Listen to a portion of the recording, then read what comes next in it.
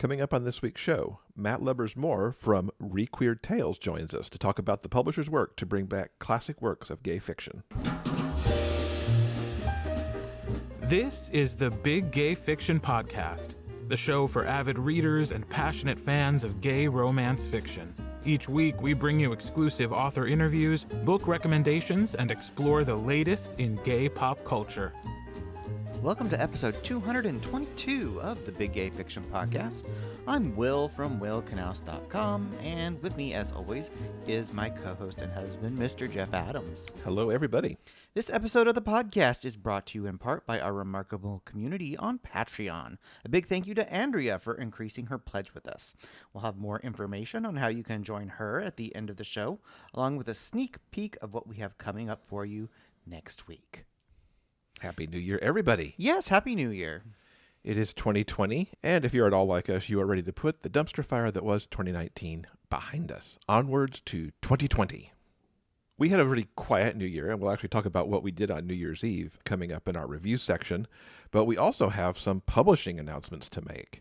I shifted my May-December hockey romance novella Head in the Game over to Kindle Unlimited, so if you are in KU, it is sitting there ready for you to read.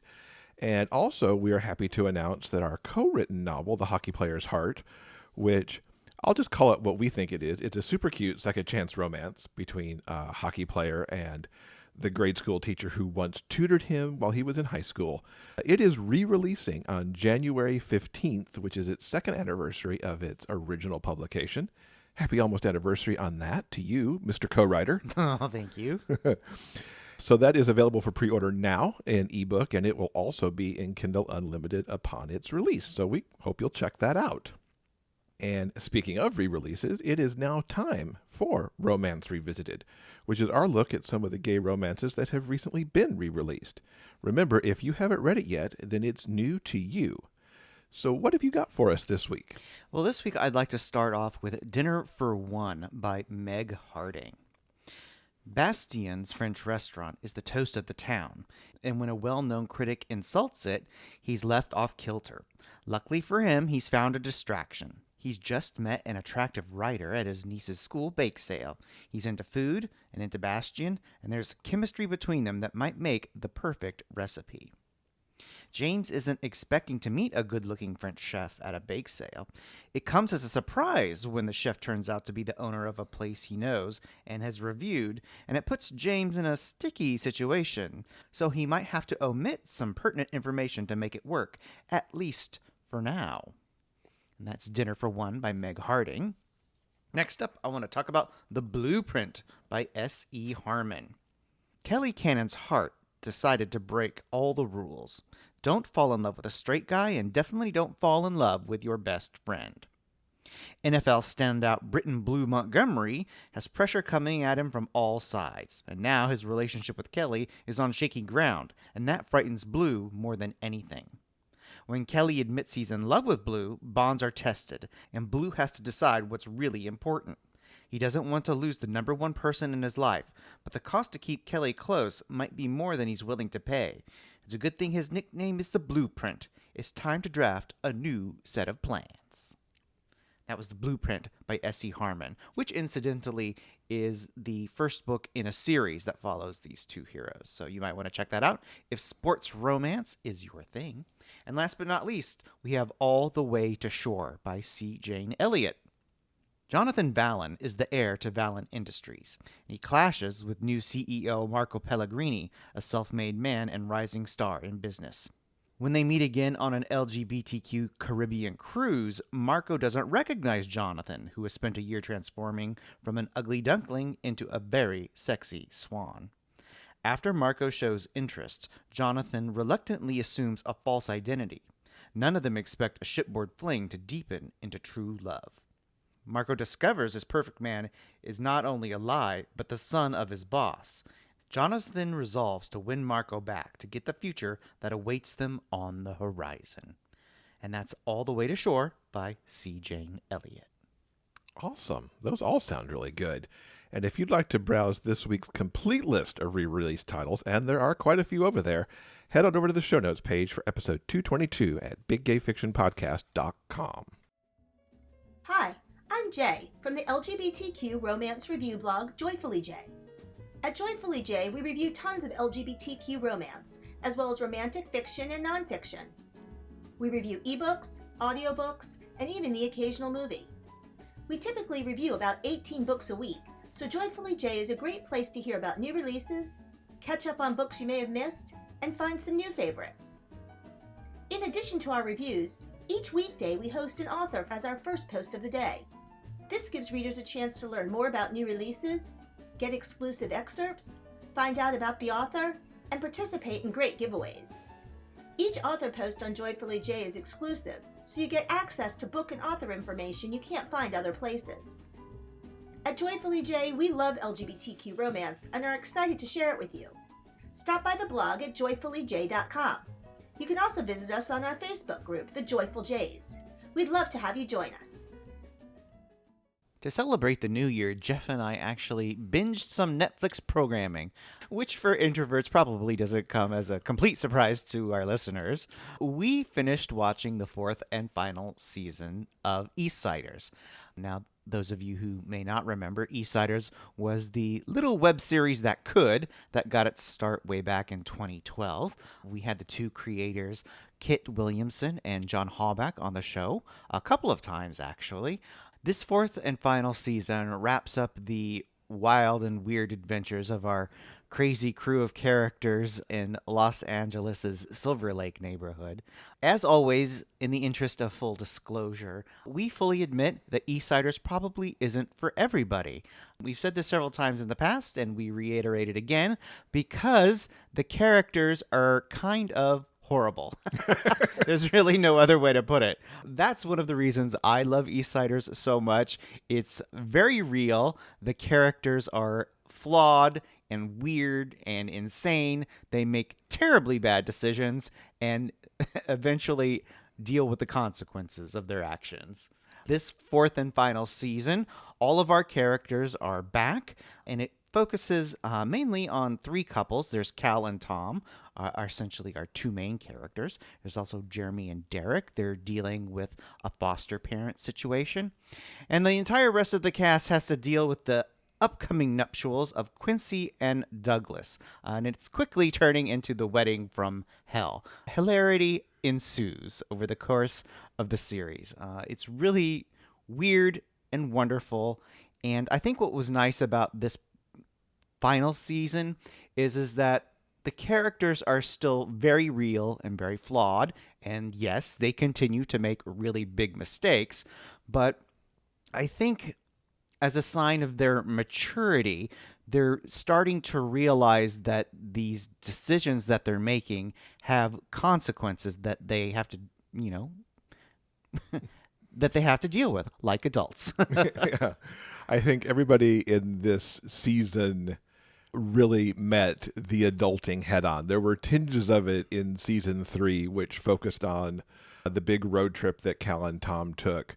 But this season, I mean, everybody kind of had to step up and adult. And it really, from the wedding from hell that you described quite accurately, finding their way to a wedding that both Quincy and Douglas could actually enjoy. For Cal and Tom, they had to come to terms with what their ongoing open relationship essentially meant, as they were also looking at starting a life together. And I really liked Ian and Hillary, essentially, spoiler alert, they break up in the first episode of the season. And I liked Ian's kind of exploration also of bisexuality and where he was headed as well. It was a wonderful wrap-up, I feel, for all of these characters that we've come to love so much. But I will say I would love to see at some point, when Kit wants to write it, I think a reunion movie that can get Cal and Tom married would be awesome, because I think Cal and Tom would do a much, much different wedding from Douglas and Quincy. A quick shout out to 2 specific actresses who appeared in this series. As she has through all 4 seasons, Cal's mom has been played by Tracy Lords, and she comes back in season 4, and she's pure genius, as always. I give credit to this character. She doesn't seem fazed at all by some of the insane things that Cal and Tom do. In this particular instance, she offers some very sage and intelligent motherly advice to our two main characters. Also, a quick shout out to Lynn Shay, who plays Quincy's mom. We meet her for the first time in this 4th season, and she also has some motherly advice to kind of ground her son and his soon-to-be groom in the reality of the life that they're facing together. It's really a wonderful end to a groundbreaking series. I really enjoyed it. Yeah. And yeah, I like your shout out to the moms because especially Tracy Lord's mom, I would not have seen that coming from Cal's mom, that she would deliver that advice. So it was really great to see that. So all 4 seasons of Eastsiders is available on Netflix. And if you haven't checked out either season 4 or the entire series, we highly recommend it. And as always, before we get to the interview portion of our show, we'd like to quickly review some books. I would like to talk about the brand new release from the indomitable Chuck Tingle. This past week, he released his newest story called Not Pounded by Romance Wranglers of America because their new leadership is from the depths of the endless cosmic void. And I freely admit this is the very first Chuck Tingle story that I have read in its entirety, and I was charmed by the pure delightful insanity of it all. The story focuses on a nice guy named Gorblin who goes to a writer's group where he meets Amber. They get along swimmingly, and she recommends that in order to take Gorblin's romance writing career to the next level, that he join the Romance Wranglers of America. So they decide to jet off to the headquarters, where things aren't quite as they seem. Or perhaps they are. There are some very dark forces at work at the Romance Wranglers. They are met by Demon, the de facto leader of this group, and he takes them on a tour of the headquarters, which is suitably completely bonkers and insane. Thankfully, our hero and his bestie escape with their sanity and ethics intact. I really enjoyed this story. It's incredibly difficult to describe Chuck Tingle's style. It's funny, it's insightful. Of course, there's a dinosaur in the story because, why not?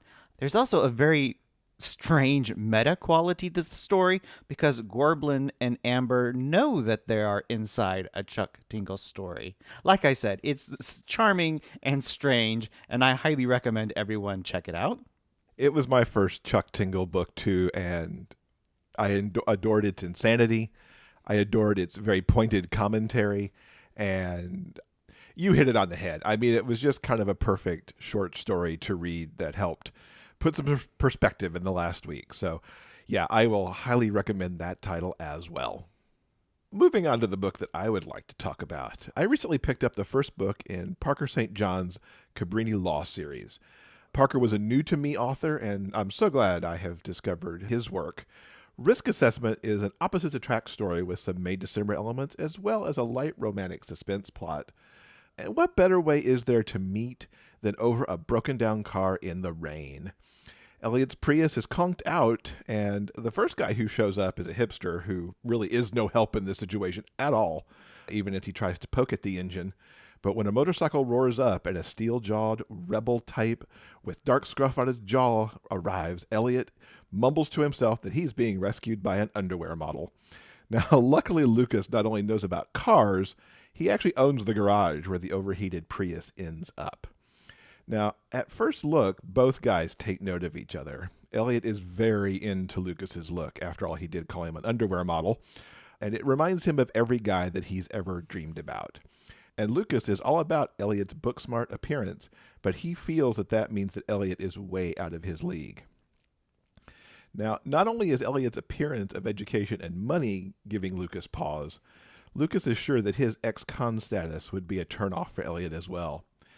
Yes, while his life is getting back on track, he actually has recently taken ownership of the garage, has his own apartment that he's had for a couple years, and is just weeks away from finishing parole. He just doesn't see this happening. But he does overlook all these red flags when Elliot shows up to get his car. Lucas reduces the bill down to asking Elliot to take him to dinner. And now Elliot, who's not quite recovered from a horrible breakup with a guy that he worked with at a ritzy law firm, admits to Lucas that he doesn't really think dinner with him is really worth that much, which is a sign on Elliot's issues with his self-worth. Elliot has not only separated from his boyfriend, but he walked away from that firm to go to work in the Cabrini Law Clinic to help people who really needed it. And despite the fact that he's doing the work that he loves, he is still very down on himself with how his life has shifted so drastically. Now, once Lucas finds out what Elliot does, he backpedals immediately. He hates attorneys after having seen so many screwed by the legal system. Despite Elliot's earnestness, he backs off of dinner because there's no way he can make anything work with an attorney. Now, Elliot unfortunately doesn't earn any points with Lucas because after Lucas turns him away, Elliot goes far beyond a Google search to find out about this guy and runs a full background check on him and ends up with all the details on Lucas's criminal past.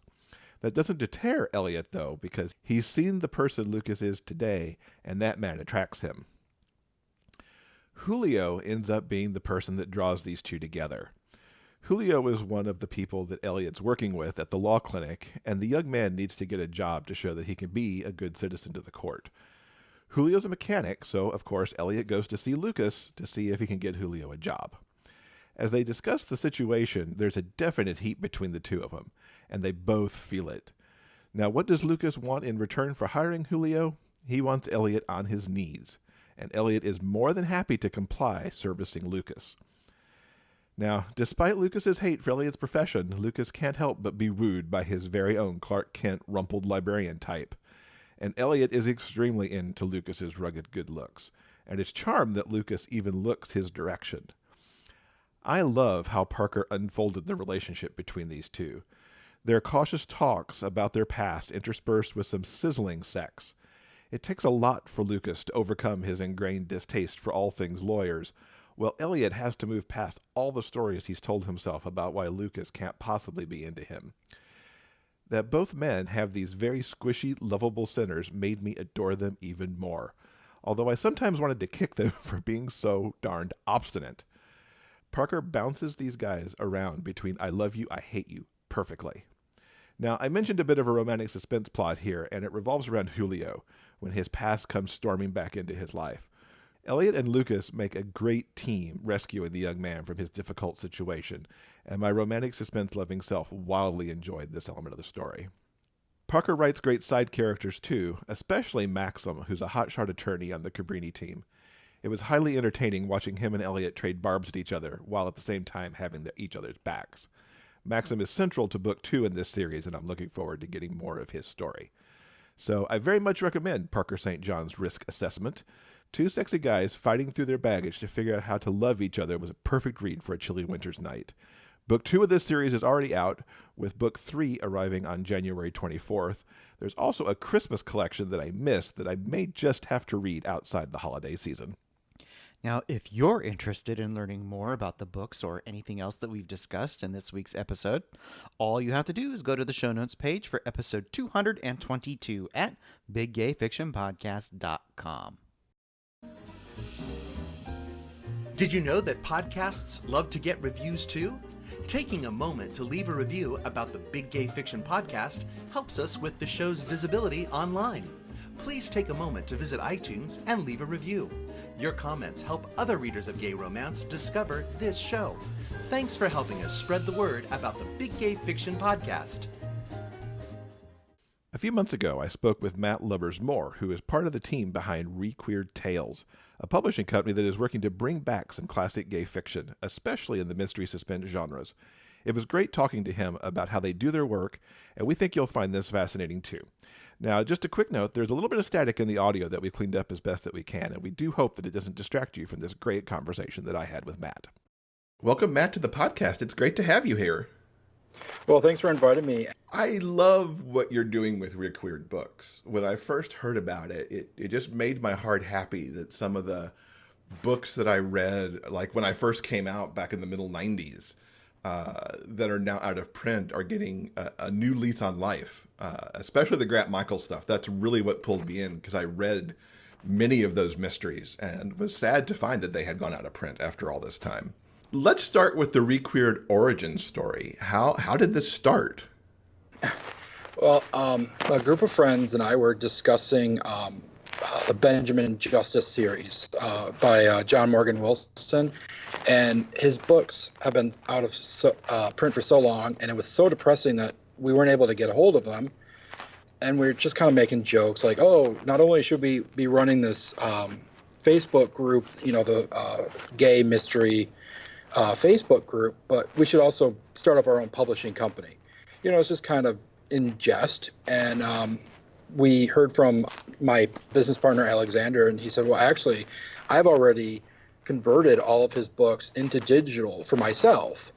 And it would be really easy for me just to get them into print. And so we were talking, and he had mentioned that he actually also had tons of books that he had turned from physical copies into digital for himself. And so we thought, well, if they're already digitalized, this would be pretty easy to start up a business. So we approached Justine to be our lawyer to write the contracts and everything like that, and she jumped on board immediately. So that's really how it started, was just a joke, and then found out that we actually all have skills that benefited each other and would support the business. That's incredible that you make it sound so simple. Oh. And yet I imagine that it really is not. No. This started over a year ago. It took Justine about 6 months to write up all the business paperwork and get the bank accounts going and get us legal in the state of California to run this publishing company, and then to start getting authors and things like that. So it did take some time, and it started off as a joke and then became a lot more serious. How did Alexander end up and transition so many books? Was it just for it to make him easier to read them on like a Kindle or a tablet or whatever? Yeah, exactly. It was just for him to be able to read on his app, because he travels down to Mexico 6 months out of the year. And he lives in Toronto. So instead of taking all of his books with him, it's just an easier way of being able to read, use his e-reader. And what inspired you to get involved and decide to start a business all of a sudden? Well, the idea of it was just so cool, of being able to start up a publishing company that only republishes out of print books. I love gay mysteries and thought it would be a really rewarding adventure, and it really is so far. My role is to reach out to these authors and to the estates and ask them if they'd be interested in us republishing their books. And to be able to communicate with authors like Lev Raphael or Felice Bacano, it's just been amazing. Jack Dixon from the Jas Anderson books, it's just been incredible reaching out. When I reached out to the brother of J.B. Laws, Gary Laws, I just sent him an email, with J.B. Laws in the subject header. And he emailed me back and he goes, oh my goodness, I have never expected to see my brother's name in print again. And this is just an amazing thing that you guys are doing. And so for me, it's just been so rewarding. And, the best part of this is knowing that not only are we bringing the books back for nostalgic reasons, but we're also bringing them back for new audiences. Mm-hmm. None of these books, or at least most of the books that we're republishing, have never been an ebook version either. So right. For millions of people who read only on ebooks now, we're able to reach out to them as well. And I think it's great that we're going to the old fans and we're bringing in new ones too. A lot of people equate, DVDs going from out of print to coming back in print with their new fancy Blu-ray editions and everything. And that's essentially what you're doing for these books. Mm-hmm. Yeah, each book that we come out with, we make sure that we get forward. We have another author or a family member or a publisher, someone who knew the books then or know the books now, and have some history with them, and they will write an introduction or a foreword, introducing the book or the history of the author of Gay Men. We were really privileged that Hale Bodner, who wrote the books Bike Club and The Trouble with Harry, he actually wrote like a little short story at the beginning, of his introduction. And so it's just kind of, and then he went into the importance of STEAM by J.B. Laws. So it's just kind of neat to get the history of the books, the authors, and kind of give the history of the gay community, from the 70s, 80s, 90s, and even early 2000s, that I feel like are being so overshadowed and forgotten. How do you decide, A, what would make a good forward or intro, and then actually finding the people who can bring that together? Our hardest person to get a forward or an introduction for was J.B. Laws. He wrote 2 books, one in 89 and the other one came out in 91. He died in 1990 of AIDS. And so we were having a hard time finding someone who had read his books or knew him or knew of him. And it was just getting really difficult. So I emailed, I think 30 authors in one evening. I just got all their emails and just sent out bulk emails to all these authors just asking, have you ever heard of him? Have you ever heard of these books? And we knew Hal Bodner had, so that was my first email. And he was like, well, the last people to get back to me, but almost everybody else had said I'd never heard of him or the books, and so Hal Bodner emailed me back and said, hey, I've read his books. I loved them. They're incredible. And so he wrote one. And then the most amazing thing, I don't know, I'm sure you know of Allison Publications that were very popular back in the 80s and 90s and even a little early into the 2000s. But so no one has heard from Sasha Allison in years. He sold his business and then he moved. And I said, man, it'd be awesome if we could get him to write an introduction, but no one's heard from him or seen him. And I was talking to Richard Stevenson, who wrote the Donald Strachey mysteries. And I said, it's just too bad, I can't find anyone that knows J.B. Laws. And Stevenson said, well, I was in Bangkok, where he lives half of the year. And he said, and I ran into Sasha. And I said, I don't know who Sasha is. Who's Sasha? And he goes, Sasha Allison. And, here's his email address. So you can, see if he'd be willing to write you an introduction. So I wrote out to him, never thinking I'd hear anything from him. And he actually wrote me a really awesome introduction. And so we're going to put that in for J.B. Laws' next book for Unfinished.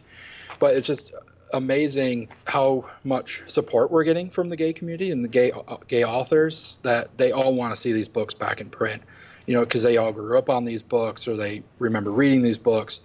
And so like Neil Plaxey, who writes the Mahu series and the Have Body Will Guard books, and he jumped on it, and he wrote a really nice introduction for us for A Body to Die For, which was the first book of the Grant Michaels books. But no, and then the families have just been so supportive. Gary Laws wrote this really touching introduction to STEAM. We have another brother writing one for one of our other books, and then just a good friend of Jack Dixon is writing one for Freeform. So it's just amazing the support that we're getting from the community and from the families and friends. Mm-hmm. And as you mentioned, it's great to hear that the families can be excited that the work is coming back after, what could be several decades. We're kind of hesitant sometimes because we don't know how the families are with, the gay brothers or and so it's like we don't know if we're going to, email these families and then they come back and say, oh, I'm glad that they're out of print or, receive some sort of homophobic reaction. But so far, everything we've gotten is just wonderful and supportive. Tell us about the 4 books that are already in market.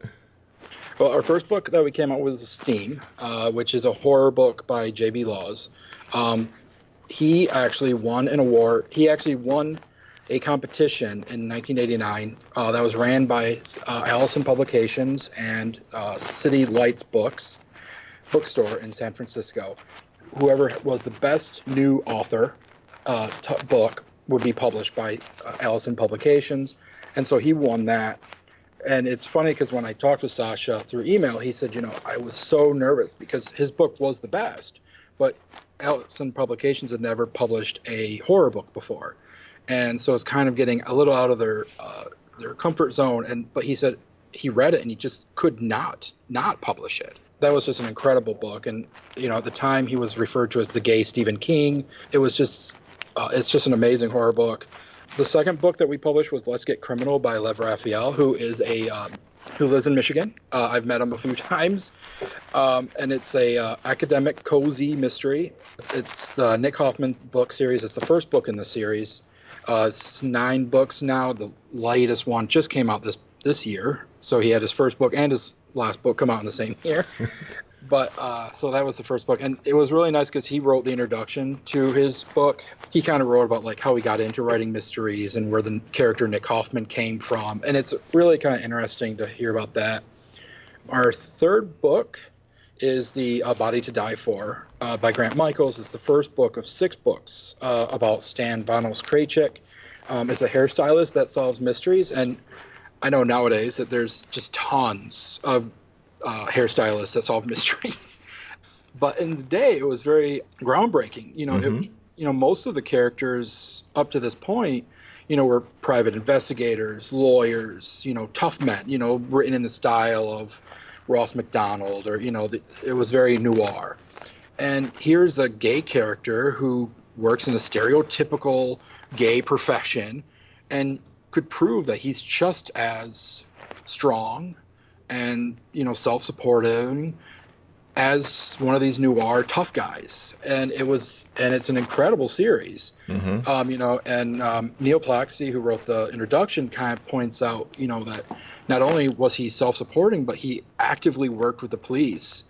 And at the time, police and the gay community were not always, willing to work hand in hand.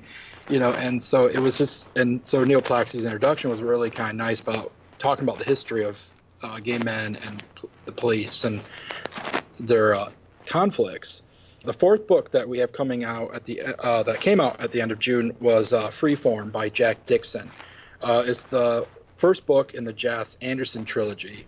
They're incredibly gritty. They take place in Glasgow, Scotland. Jack Dixon is who lives in Glasgow. But Anderson is a closeted police officer. He's suspended for beating a rapist up. And then when he arrives home, he finds that his lover has been murdered, and he's framed for it. So he has to go through all the motions of trying to find the true killer and let himself be innocent so he can return to the police force. And as I said, it is Glasgow. So by the time it's really interesting because all of the dialogue is written in authentic Scot. So you will be speaking like Sean Connery by the time you're done with the book, because it's really hard to understand at first to get into it, but once you do, like, it all just makes sense and just flows really nicely. But yeah, by the time you're done, you'll be talking like Sean Connery. That's a nice side effect. I wouldn't mind having a Scottish accent. Exactly. For these books, like the Grant Michaels series and these others, are there plans there to bring all the books in the series back? Yes. For the Grant Michaels books, we have all 6 books. They're going to be released in roughly like either a 2 months or 3 month durations. So that way we can, make sure that we edit them, get the introductions put in place and that kind of thing. So it'll be about 2 to 3 months between each book. So, yep. So those will be all out. And then the Jas Anderson books, we're looking at bringing all 3 back, probably with, again, 2 to 3 months. All of Lev Raphael's books are all in print, except for the first one that we just brought back in print. We're hoping that what will end up happening is that as his current publishers begin to drop his book, that we'll just start picking those up as well. But yeah, our plans are to, if we pick up any series, that we get the entire series. That's or at awesome. least whichever ones are out of print. When you're editing, are you just essentially doing a copy edit, since in some cases you can't work with the author anymore? The only thing we do for editing is we just fix any grammar issues, spelling issues. The one thing that we did for Jack Dixon is he misspelled a character's name in the books, but he went through the entire book and misspelled her name the entire way through. So we went through and changed her name to what he wanted it to be. But other than that, we don't change any of the storylines. We don't change. I mean, there's some things that might seem inappropriate now or unsuitable or no longer PC, but we want to keep the books as pure as when they first came out. Mm-hmm. So the only thing we do is grammar and spelling checks. That's great, because they are time capsules. Yes. How do you decide what to go after? Because it sounds like, I mean, between Alexander's scanning project that he was doing and the vast number of books that are out there, how do you make the choices and hone your list down to manageable for the business? So we try and focus on genre fiction. So mysteries are a big one because we're all fans of gay mysteries and everything like that. So we try to keep it as close to genre fiction as possible. The one thing that we are always going after we'll go after anything that's out of print. We want a more rounded LGBTQ backlist. And the one problem that we're having is getting lesbian, bisexual, and trans authors and books that are out of print from them. Because we want more books that are all encompassing rather than just gay mystery. We want as many as we can.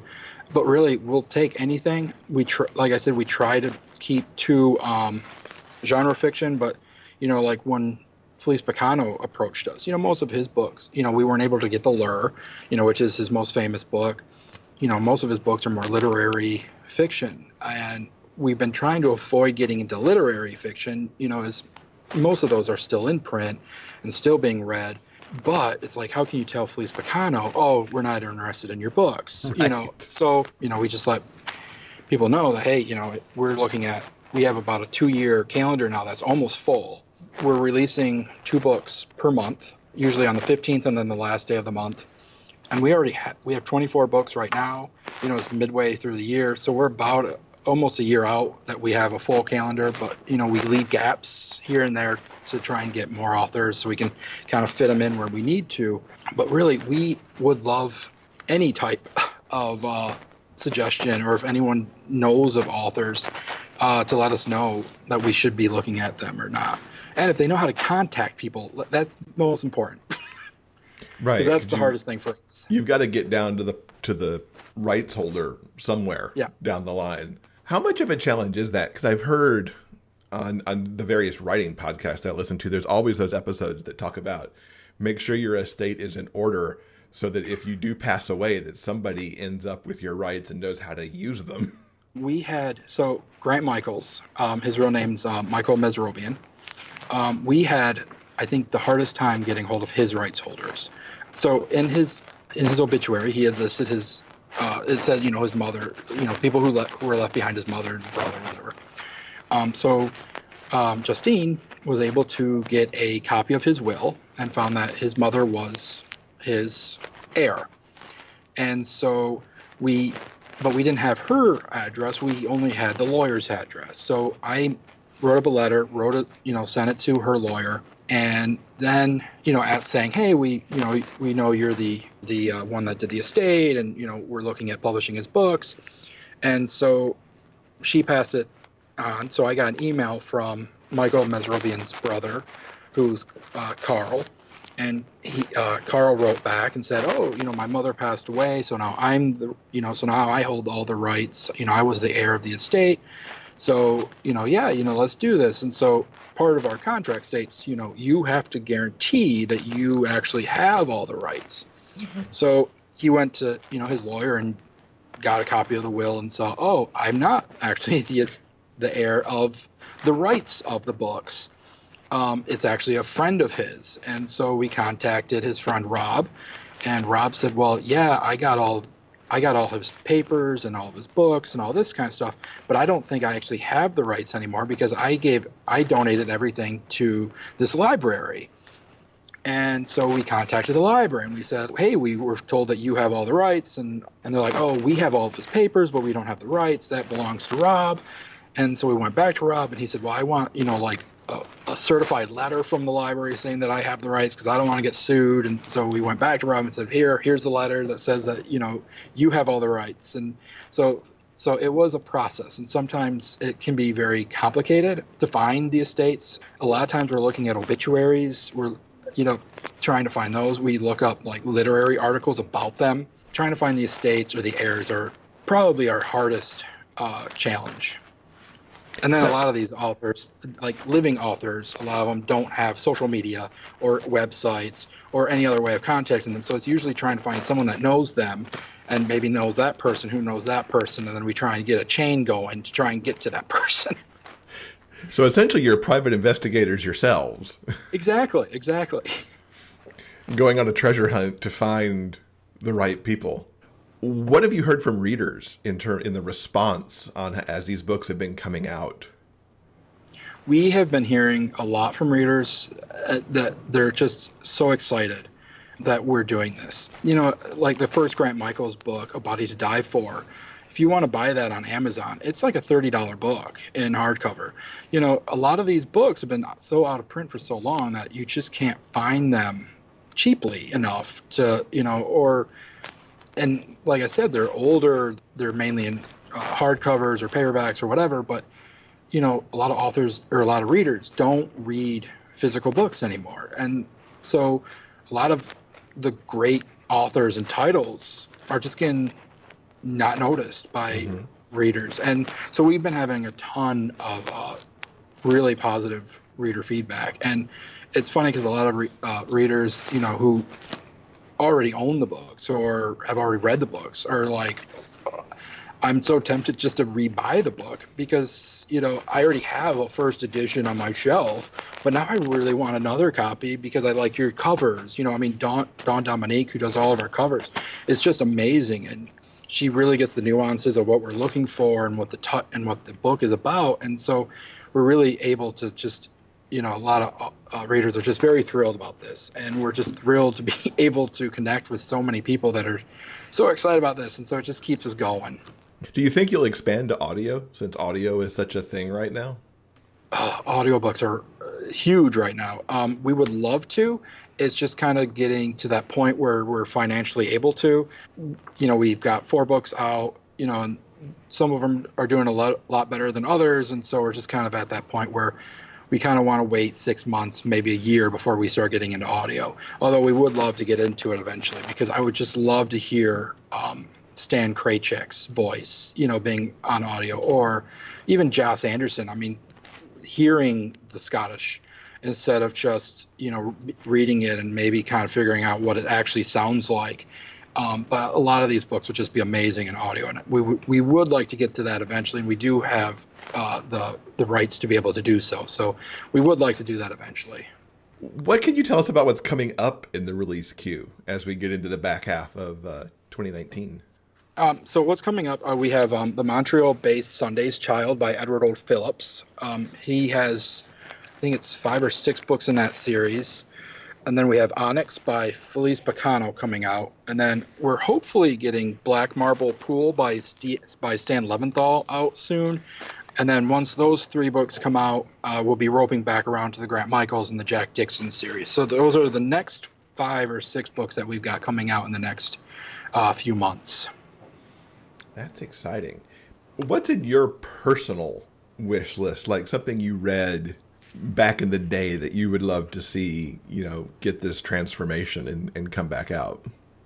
So we have been struggling with Joseph Hansen, the godfather of gay mysteries. And we have been, only 2 of his books have been in print in the last 10, 15 years. They were owned by the University of Wisconsin, who barely did anything with them. They came out with the first 2 books. The covers were eh.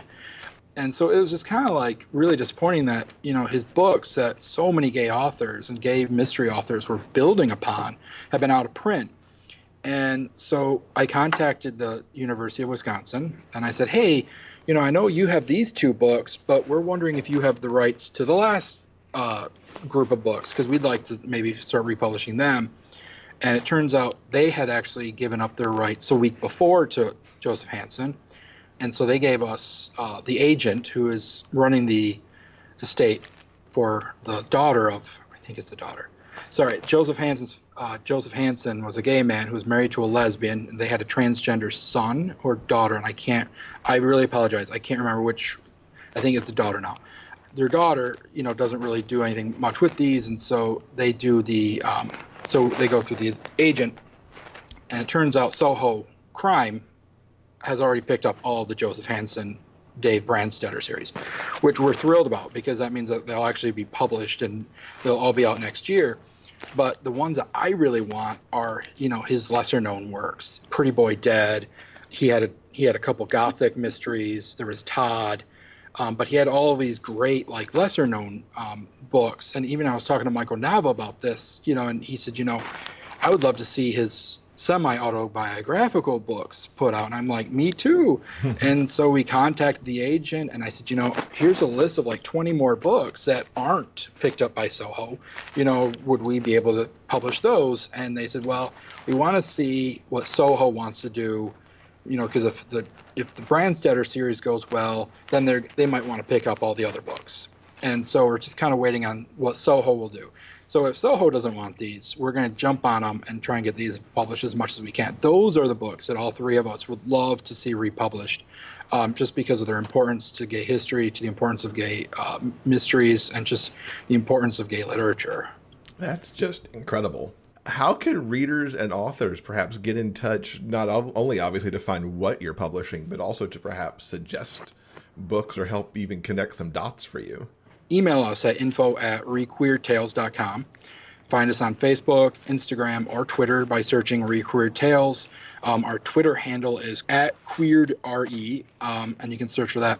You can also, if you're looking at buying our books, you can go on Amazon by searching ReQueered Tales, and it'll bring up all of our titles. Very cool. We'll link up to all that stuff in the show notes so that people can easily click on any of that to find you guys. So awesome you're doing this again, and thank you for hanging out with us and telling us all about this project. Well, thanks for letting us come and share this. This week's interview transcript is brought to you by our community on Patreon. If you'd like to read the interview for yourself, simply head on over to the show notes page for this episode at biggayfictionpodcast.com. Thanks again to Matt for talking to us about the books ReQueered Tales is releasing. Not only are the books he mentioned from the end of 2019 out and in the show notes page, but some coming soon books include Nikki Baker, which is releasing in just a couple weeks, more from Felice Picano, and a book from Jed A. Bryan. Matt also has a book coming in February. It'll be ReQueered's first original publication, and it's called Murder and Mayhem, an annotated bibliography of gay and queer males in mystery, 1909 to 2018. And that is bound to be a great companion to the books ReQueered is bringing back. Yes, most definitely. Okay, guys, I think that's going to do it for this week's show. Coming up next week, we have K.D. Edwards, and he'll be here to talk about his Tarot Sequence series. Now, listeners may recall that The Hanged Man, which is the latest book in that series, was one of Lisa's top books of 2019. I had a great time discussing it with him, and his fans are going to be interested to know that he shared information in this interview that he's never talked about anywhere else, so you're going to want to catch that for sure. Ooh, an exclusive. You're so fancy. I try. Okay, guys, remember, no matter where life takes you, the journey will always be sweeter when you have a book.